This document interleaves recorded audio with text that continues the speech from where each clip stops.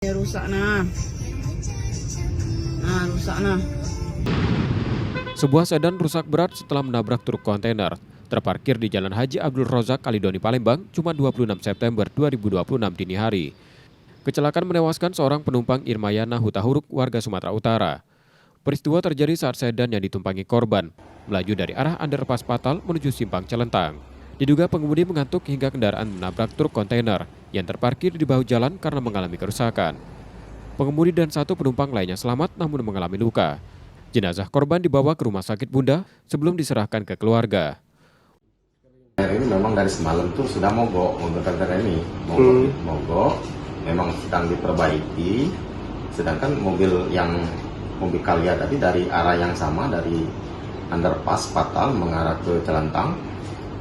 Mungkin dari hasil pemeriksaan kami dan dari saksi dan juga dari supir mobil Calya, memang waktu subuh itu dia nih bawa mobil sambil ngobrol dengan penumpang yang di sebelah kiri dia, yang korban kita ini.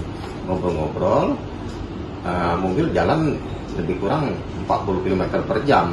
Jadi saat itu tiba-tiba belakang mobil kontainer sudah di depan, sekitar jarak lebih kurang 2-5 meter.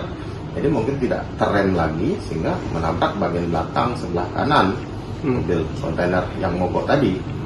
Yang meninggal yang penumpang di samping supir, di Rumah Sakit Bunda meninggalnya.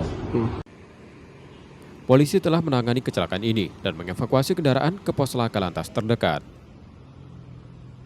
Reski Oktora, Muklas Diferensial, Kompas TV, Palembang, Sumatera Selatan.